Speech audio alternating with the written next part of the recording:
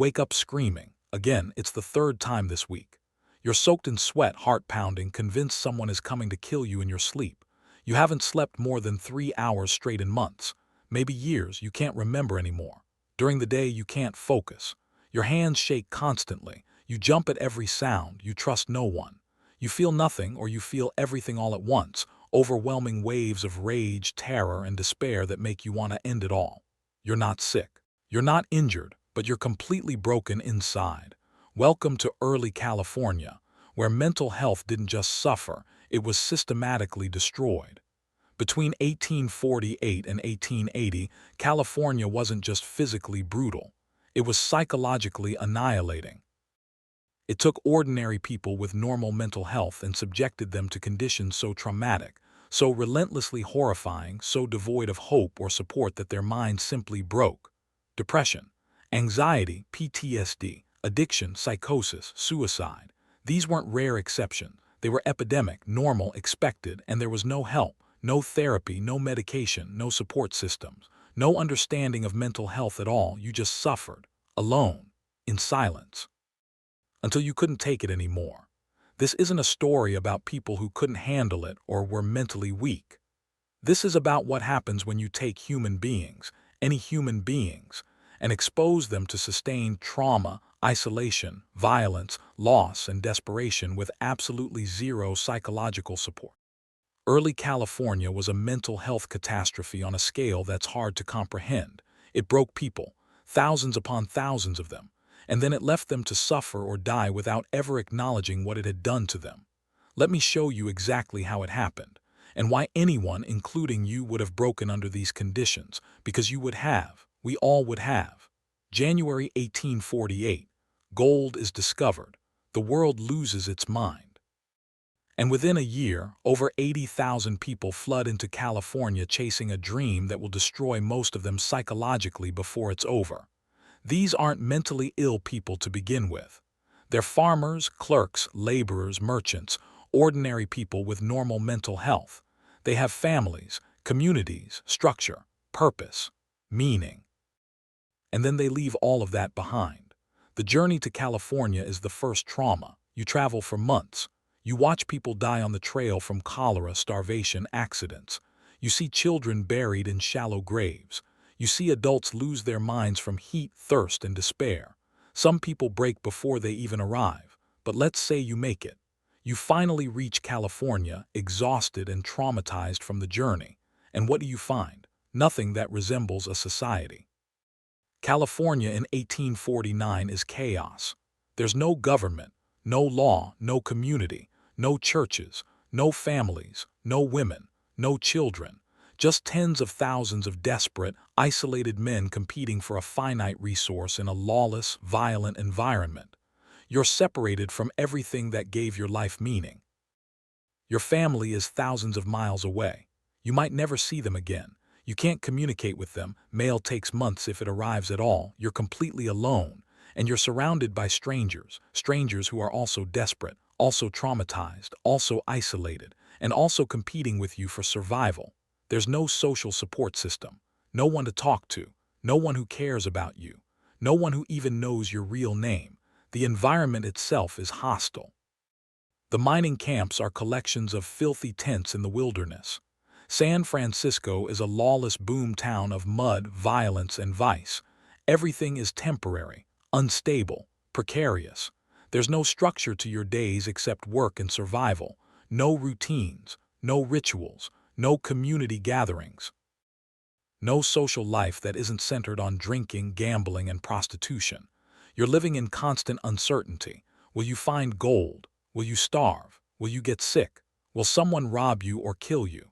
You have no control over any of it, and the dream that brought you here, it's dying fast. Within weeks, you realize the gold rush is mostly a lie. The easy gold is gone. The good claims are taken. You're not going to get rich. You're probably going to barely survive. That realization that you left everything behind, endured incredible hardship, traveled thousands of miles, and it was all for nothing, it's psychologically devastating. You feel trapped. You can't afford to go home. You have nothing to go back to. You've already failed, so you stay. And you keep suffering. and the suffering just compounds. This is the world that will break your mind, not in one dramatic moment but slowly, relentlessly, through sustained exposure to trauma, isolation, uncertainty, loss, violence, and hopelessness. Human beings aren't designed to live like this. We're social creatures who need community, meaning, safety, and connection to maintain mental health. Early California offered none of that. And so, predictably, inevitably, people's mental health collapsed, not because they were weak, but because the human mind can only take so much before it breaks. Let's talk about what your daily existence does to your mental state. You're living in a canvas tent, on dirt, with no privacy, no comfort, no sense of home or safety. You can hear everything happening in the tents around you. Men coughing, arguing, crying, having nightmares. The constant noise prevents real rest. You're never truly alone, but you're desperately lonely. Sleep becomes impossible. You're exhausted, physically wrecked from manual labor, but you can't sleep. Your mind won't shut off. You're anxious, hypervigilant, listening for sounds of danger. When you do sleep, you have nightmares. Vivid, horrible nightmares. You dream about the people who died on the journey here. You dream about violence, about failure, about dying alone and forgotten. You wake up more exhausted than when you went to bed. Sleep deprivation is torture. It's literally a form of torture used to break people psychologically. And you're experiencing it day after day, month after month. Your cognitive function deteriorates. You can't think clearly, you can't make good decisions. You're irritable, emotional, irrational, and there's no relief. No weekend, no vacation, no break from the grind. Now let's talk about food or the lack of it. You're malnourished. You're eating the same terrible food every day. Beans, salt pork, hardtack. You're not getting proper nutrition. You're probably developing scurvy, which causes not just physical symptoms but also psychological ones. Depression, anxiety, emotional instability. Malnutrition directly affects brain chemistry. It increases anxiety and depression. It impairs cognitive function. It makes emotional regulation nearly impossible. And you're hungry, constantly. The gnawing, persistent hunger is psychologically wearing. It occupies your thoughts. It makes you irritable and aggressive. It increases stress hormones. Your body is in a constant state of physiological stress, and chronic stress destroys mental health. Now add isolation to the mix. You have no meaningful social connections, no close friends, no family, no one who truly cares about you or knows you. Human beings need social connection to maintain mental health. We literally need it like we need food and water. Without it, we develop what's now called loneliness, which is associated with depression, anxiety, cognitive decline, and increased mortality. But in early California, everyone is isolated. Everyone is a stranger. Everyone is competition. There's no community, no belonging, no sense of being part of something larger than yourself. You're surrounded by people but completely alone, and that's psychologically devastating. And then there's the monotony and meaninglessness. Back home, your life had meaning. You had roles: husband, father, son, neighbor, church member. You had purpose.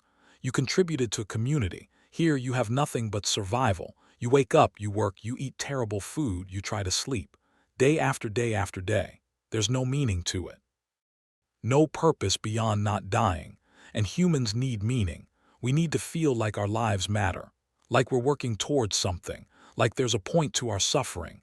In early California there is. You're just existing, grinding yourself down for nothing. This lack of meaning is psychologically corrosive. It leads to what's now called existential depression, a deep despair that comes from feeling like life has no purpose. And then there's the constant fear. You're afraid all the time, afraid of getting sick, afraid of getting robbed, afraid of getting killed, afraid of starving, afraid of failing completely and having nothing. Chronic fear keeps your nervous system in a state of constant activation, fight or flight mode all the time. Your body pumps out stress hormones continuously. Your heart rate stays elevated. Your muscles stay tense. This is exhausting, physically and mentally. It leads to anxiety disorders, panic attacks, paranoia, and you can't escape it.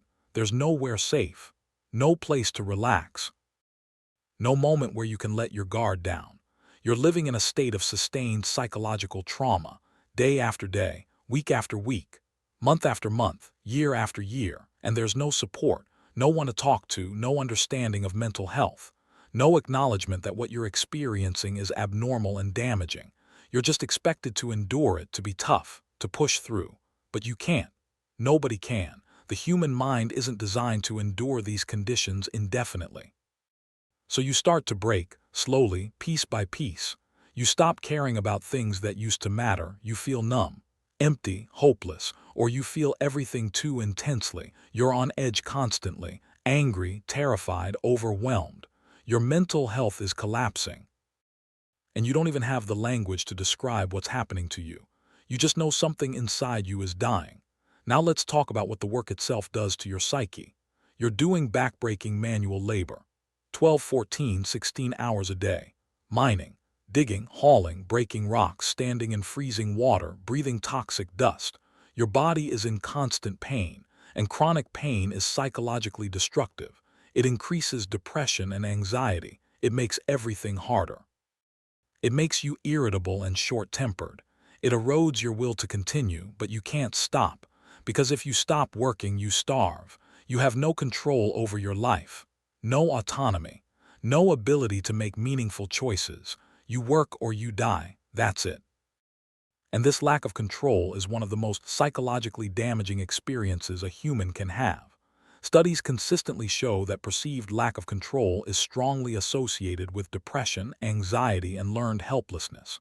You're trapped in a situation you can't change, doing work that's destroying you with no end in sight. That's a recipe for complete psychological collapse. And then there's the financial desperation. You came here to get rich, to change your life, to provide for your family, to prove yourself. Instead, you're broke, you're barely surviving, you're failing at everything you came here to do. That sense of failure is crushing. It attacks your self-worth, your identity, your sense of yourself as a capable person. You feel worthless, useless. Like you've wasted years of your life for nothing, like you've let everyone down, including yourself. This is depression, clinical depression, and it's overwhelming, but there's no acknowledgement of it, no treatment. You're just expected to keep working, keep suffering, keep pretending you're fine. And the inequality makes it worse. You're working yourself to death while a few lucky people strike gold and become instantly wealthy. You see them spending money like it's nothing while you're starving. The unfairness is maddening. It makes you bitter, resentful, angry at the world. And that anger has nowhere to go, so it turns inward. It becomes self-hatred, or it explodes outward in violence. Either way, it's destroying you. Now add gambling to the equation. Gambling is everywhere in early California. It's one of the few entertainments available, and it offers the illusion of hope, the possibility that you could win big, change your fortunes, escape this misery. So you gamble, you bet money you can't afford to lose, and you lose, which makes your situation worse, which makes you more desperate. So you gamble again, hoping to win it back. This is the psychology of addiction, and gambling addiction is rampant in early California. It gives you brief highs, moments of hope and excitement, followed by crushing lows when you lose. This cycle of highs and lows is psychologically destabilizing. It increases anxiety and depression. It reinforces hopelessness. And it keeps you trapped in a cycle you can't escape. The same is true for alcohol. Drinking is the primary coping mechanism in early California. Men drink to numb the pain, to forget their misery, to sleep, to socialize, to feel anything other than despair. But alcohol is a depressant. It makes depression worse. It impairs judgment. It increases violence. It destroys health. And it's addictive. Thousands of men in early California develop alcohol dependency. They're not weak-willed. They're self-medicating untreated mental health conditions with the only tool available. But it doesn't help. It just adds another layer of destruction. And then there's the comparison trap. You're constantly comparing yourself to others, to the men who succeeded, to the person you thought you'd be by now, to the promises you made to your family, and you're falling short, failing, becoming someone you don't recognize. This constant negative self-comparison is psychologically devastating. It reinforces feelings of inadequacy, worthlessness, and hopelessness. You hate yourself. You hate your life. You see no way out. and maybe you start thinking about ending it. Suicide rates in early California are staggering. Men kill themselves at rates far higher than anywhere else in America at the time. They jump off ships. They hang themselves in their tents. They shoot themselves in mining camps. They walk into the wilderness and never come back, and nobody talks about it. There's no intervention, no support, no recognition that this is a crisis. It's just accepted. Another body, another failure, another man who couldn't handle it, but they weren't weak. They were suffering from untreated mental health crises brought on by impossible conditions. They needed help, and there was none. So they died by the thousands, and the work, the poverty, the hopelessness, it all contributed to their destruction. Now let's talk about what constant exposure to death and suffering does to your mind. Death is everywhere in early California. You see it constantly. Bodies in the street, men dying of disease in tents, fatal accidents, murders, suicides. You watch people die. People you knew, people you worked with, sometimes people you cared about, and there's nothing you can do about it. No medical care, no way to save them. You just watch them suffer and die. This repeated exposure to death and suffering is traumatic. It's the kind of trauma that causes PTSD. That breaks people psychologically. You develop what's now called traumatic grief, a form of grief so overwhelming it becomes pathological. You can't process it, can't move past it. It just accumulates, and there's no one to talk to about it. No rituals to process the loss. No community to support you. You just bury the body and go back to work. The emotional numbing that results is a protective mechanism. Your brain literally shuts down your ability to feel because feeling is too painful. But this numbing spreads. You stop caring about anything. You become detached from your own emotions. You feel like you're watching your life from outside your body. This is dissociation. It's a symptom of severe trauma. And it's epidemic in early California, or maybe you do numb. Maybe you feel everything, every loss, every horror, every moment of suffering, and it overwhelms you. You have what we now call panic attacks. You can't breathe, your heart races. You feel like you're dying, or you develop intrusive thoughts. You can't stop thinking about the horrible things you've seen. They replay in your mind constantly. You can't escape them. This is trauma. This is what PTSD looks like. And thousands of men in early California are suffering from it without any understanding of what's happening to them. And then there's survivor's guilt. Why did you survive when others died? Why are you alive when your partner, your friend, that young man who reminded you of your son, why are they dead? You feel guilty for surviving, for eating when others starved, for being healthy when others got sick. This guilt is irrational but overwhelming. It adds another layer to your depression and despair. And disease makes everything worse because disease is unpredictable. You can do everything right and still get cholera, still get typhoid, still die horribly. This unpredictability creates what psychologists call learned helplessness. You learn that your actions don't matter, that you have no control, that suffering is random and inevitable. And learned helplessness leads directly to depression and despair, to giving up, to just waiting to die, but you don't die, not yet. You keep living, keep suffering, keep watching others die while you survive, and the psychological toll accumulates. You're not processing trauma, you're just accumulating more of it. Layer upon layer, until your mind can't carry the weight anymore. And then there's the physical pain and injury. If you're injured in a mining accident, if you lose a limb, if you're crippled, you lose your ability to work. You lose your identity, you lose your future. You become dependent on charity, on handouts, on begging. The loss of independence and purpose is psychologically devastating. It destroys self-worth. It makes life feel pointless. Many injured men kill themselves because they see no future. No hope, no point in continuing, and nobody helps them. There's no disability support, no rehabilitation, no mental health care. They're just broken, discarded, left to suffer alone. The exposure to death, disease, and injury in early California is relentless. It's psychologically catastrophic.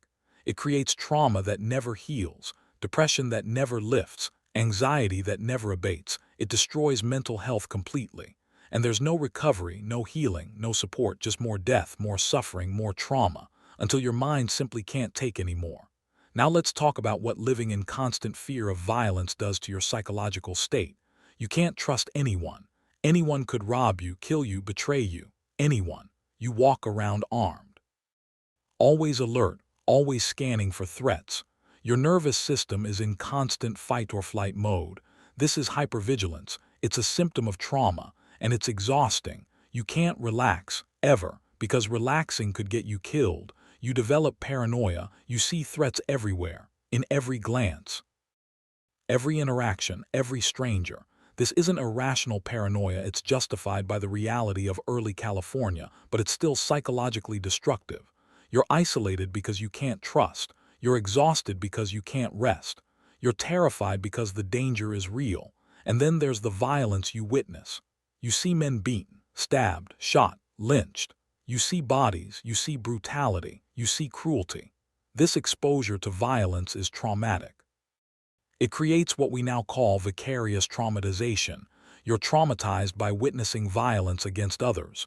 You develop intrusive images, nightmares, flashbacks, classic PTSD symptoms, but maybe it's worse than witnessing.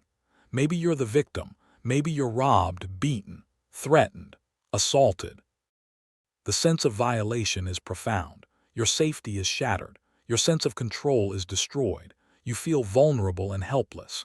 This trauma often leads to anxiety disorders, depression, and complex PTSD. Or maybe you're not the victim. Maybe you're the perpetrator. Maybe you have to use violence to defend yourself, to protect your claim, to survive. Maybe you join a vigilante mob. Maybe you participate in a lynching. Maybe you kill someone, and now you're carrying that guilt. That moral injury, the knowledge that you've done something that violates your own values. Moral injury is one of the most psychologically damaging forms of trauma.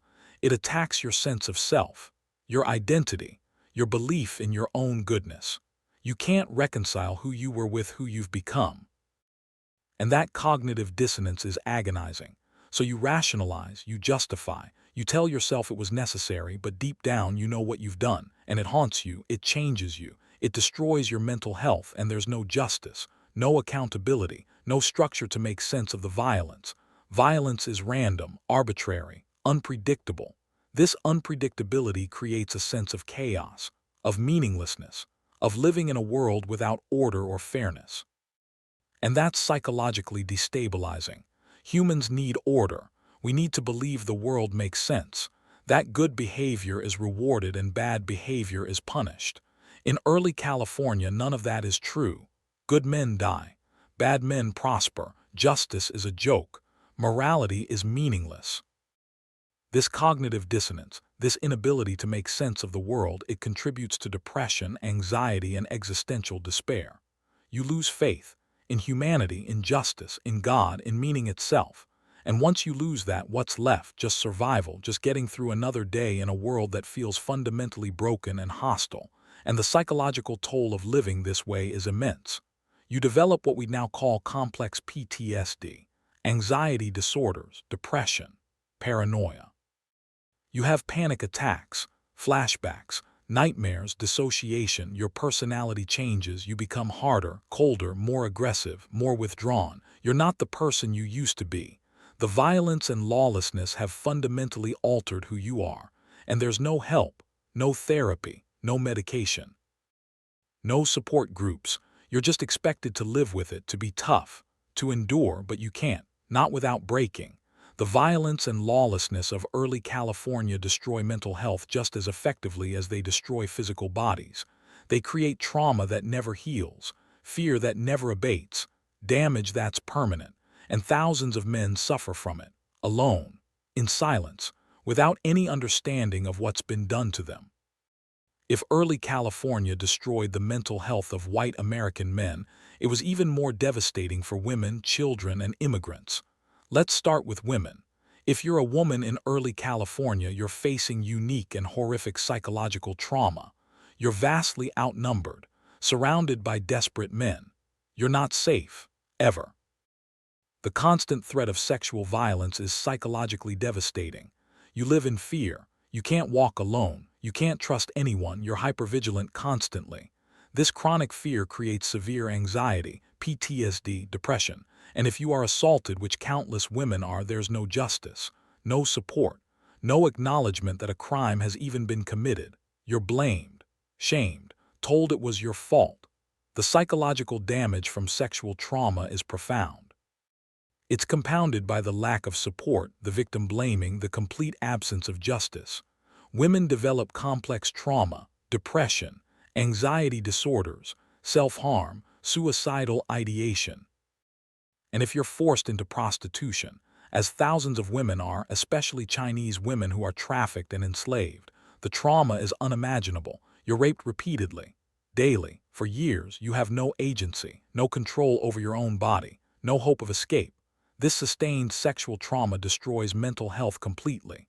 Women in this situation develop severe PTSD, dissociation, depression, and often psychosis. Some lose their minds entirely. Some kill themselves. Some just disappear inside themselves, no longer fully present in their own lives. And there's no help, no rescue, no acknowledgement that what's happening to them is torture. Now let's talk about children. If you're a child in early California, you're experiencing sustained childhood trauma that will affect you for life. You're watching violence, witnessing death, working dangerous jobs, living in poverty and filth. You might be orphaned, abandoned, abused, exploited. Children need safety, stability, nurturing, play. They need childhood. In early California, they get none of that. Instead, they're exposed to adult horrors. They grow up too fast. They're traumatized in ways that will shape their entire lives. They develop what we now call developmental trauma, trauma that occurs during critical developmental periods and fundamentally alters brain development. These children become adults with severe mental health problems, attachment disorders, PTSD, depression, addiction, difficulty forming relationships, difficulty regulating emotions. They're damaged permanently by what they experienced in early California, and they receive no help, no therapy, no understanding. They just carry the damage for the rest of their lives. Now let's talk about immigrants, particularly Chinese immigrants. If you're Chinese in early California, you're facing racism so severe and pervasive it's psychologically annihilating. You're treated as subhuman. You're legally prohibited from testifying in court. You can be robbed, beaten, killed with impunity. You're segregated, excluded, despised. The psychological impact of sustained racism is severe. It causes chronic stress, depression, anxiety, trauma. You're constantly vigilant for danger, constantly reminded of your otherness, constantly experiencing discrimination and violence. And you can't fight back. You have no legal recourse, no power, no voice. This powerlessness is psychologically devastating. It creates learned helplessness, depression, rage that has nowhere to go, and you're separated from your family, your culture, your community, everything familiar. Chinese workers are often working in isolated crews. They can't speak English. They're completely alone in a hostile foreign land. The isolation is profound. The loneliness is crushing. The homesickness is a constant ache. Many Chinese workers kill themselves. They hang themselves. They walk into the wilderness and disappear because the psychological pain of their existence is unbearable.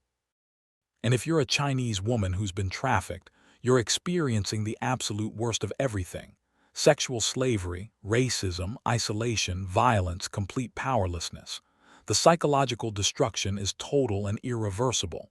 The same patterns apply to other immigrant groups: Mexicans, Native Americans, anyone who's othered and excluded. They face additional layers of trauma, additional barriers to any form of support or community. Their mental health is destroyed not just by the general conditions of early California, but by the specific cruelty of racism and xenophobia. And there's no recognition of this, no acknowledgement, no help. They just suffer and break and die. Early California destroyed mental health for everyone. But for the most vulnerable, for women, children, and immigrants, it was even worse. If you want to see the mental health crisis of early California at its absolute worst, look at the winter of 1856-1857. The economy has collapsed. Gold is scarce. Unemployment is massive. Thousands of men are trapped in California with no money, no prospects, no way home, and winter hits hard. In the mining camps, men are huddled in freezing tents with no food, no heat, no hope. They're starving, freezing, dying. The psychological state of these camps is apocalyptic. Men are suffering from severe depression, untreated trauma, malnutrition affecting their brain chemistry, isolation, hopelessness. Suicide rates skyrocket. Men are hanging themselves in their tents, shooting themselves, walking into the snow and not coming back. Some lose their minds entirely. You see men talking to themselves, screaming at nothing, having full psychotic breaks from reality. Mental illness that was previously manageable becomes acute under the stress of starvation and exposure. Men who were holding it together barely finally break completely. And there's nowhere to go, no asylum, no hospital, no help of any kind. If you have a psychotic break, you're just psychotic, in a tent, in the snow. Possibly dangerous to yourself and others. Your fellow miners might restrain you, or they might just leave you to die. In San Francisco, the situation is different but equally horrific.